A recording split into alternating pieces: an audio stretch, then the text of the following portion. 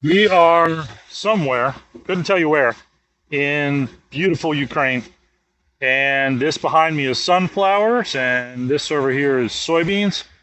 But FarmWave is installed on one of these systems. We're collecting data to begin building a sunflower model, most specifically for Ukraine. As I think I mentioned before, they're the number one producer of sunflowers in the world. And there's quite a bit of losses that go along with it. So they're going to run, I believe it's on that machine right there. And we've been collecting some data for sunflowers. They also have somebody here that he's going to like throw pans to validate FarmWave. And this is what I think is really interesting. I've been questioning this a lot lately, and I understand why it's getting done. I totally do. Everybody wants to validate FarmWave. We have been validated for 11 years. Not quite that long. 9 years, 8 years, something like that. We've been in the AI business and agriculture for about 11 years as a whole. Anyway, everybody wants to validate. I get it. Does it work? Is it accurate? But here's the thing. You're kind of comparing apples to oranges to apricots to grapes. Let me give you an example. We were in Texas with a major OEM, and several of their product specialists ran about 100 meters at a time. And they looked at their sensors, FarmWave, pan counts, and they did hand counts. Those four methods to try to validate FarmWave.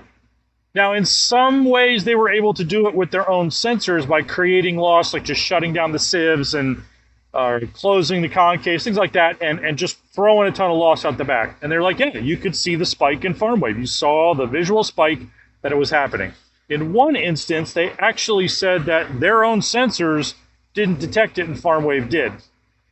But what I think is really interesting about trying to do hand and pan counts and compare is you're comparing at this very moment in time of when I threw out a pan or we stopped and did a hand count.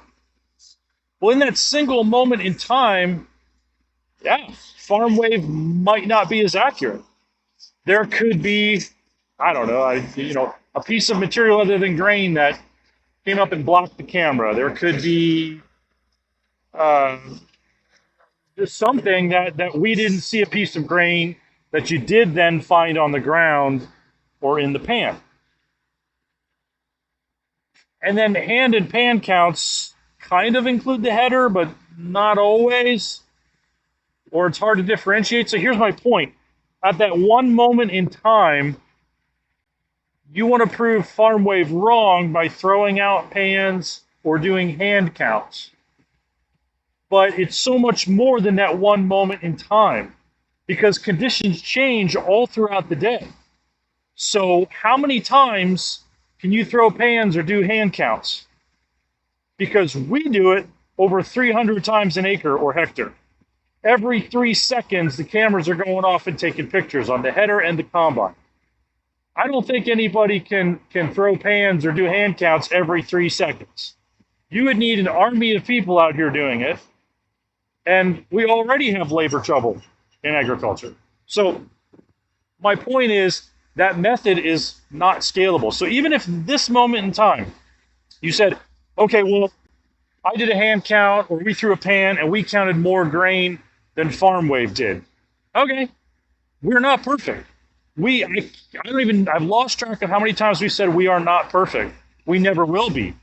Most AI isn't. ChatGPT is wrong 70% of the time. Like, we got to start wrapping our heads around horizontal, industry-wide, throwing out AI and going deep vertical, like, what does it mean to add value in ROI, right? So in that one moment, you're like, oh, the pan count and the hand count was more accurate than FarmWave. FarmWave doesn't work. That's it. It doesn't work. Okay. All right. In 3 seconds, we're going to do it again. How about you? Ultimately, by the law of averages, the number of times that I am doing counts, I'm going to be far accurate than anybody else. So we want to do this validation, and I bring this up about FarmWave, but this is true about other technologies. Put FarmWave aside for a minute.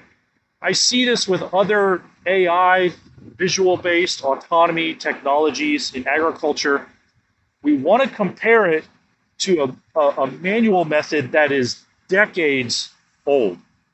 Decades old. It just doesn't compare. It's not a fair comparison to those kinds of technologies. And so I think we need to really start wrapping our head around, what does the technology mean? What does it empower? Because FarmWave's not going to be 100% right. We've said that so many times. But we are differentiating header loss from combine loss. We're doing it 300 times an acre. We're allowing you to never stop the machine. We're allowing you to see the results inside the cab in real time. Which brings me to my other point.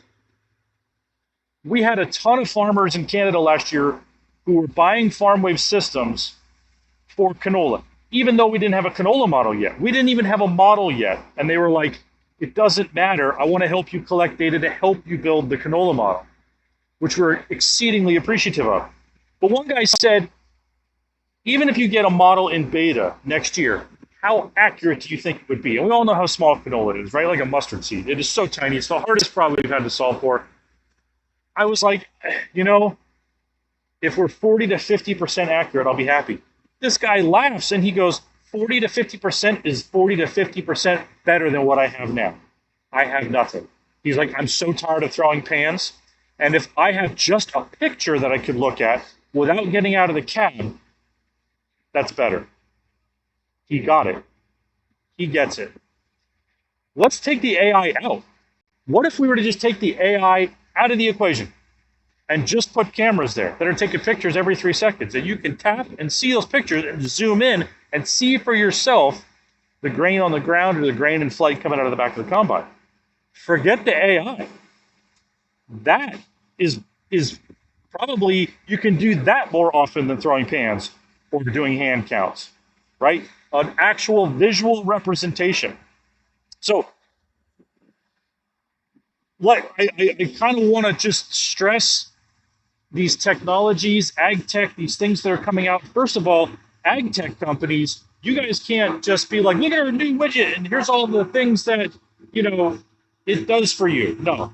If you don't add value or ROI, you don't put your butt out here in the field and put it in practice and how the farmers are going to use it, you're wasting everybody's time and money. But on the flip side, those that are going to use it, you got to start wrapping your head around how AI works. If you got people claiming to be perfect, I would really question what's going on. But during your validation, think about how the technology is performing and what it does in addition to the ROI.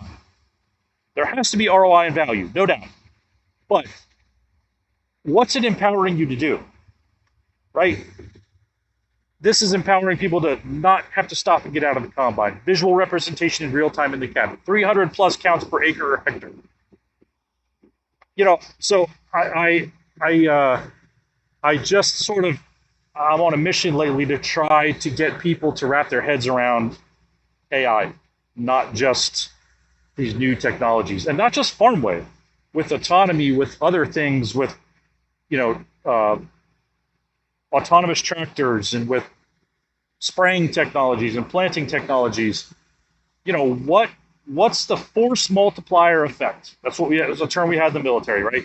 The force multiplier effect, meaning I see value here and it's doing this, but what's the value it's creating downstream?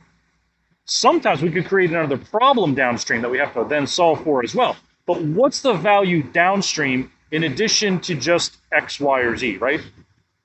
And then that additional automation or that additional value downstream, what does that mean? So anyway, I'm kind of rambling on here. I think you get it, but it's been great to be here. I've got another week and a couple of days here. Going to be moving on to another region. I don't think these soybeans are quite ready yet. I don't know. They look kind of ready to me, but I would ask a professional. I'm not in that capacity. So we're going to be moving on about 4 hours from here later today to do some corn. Yeah,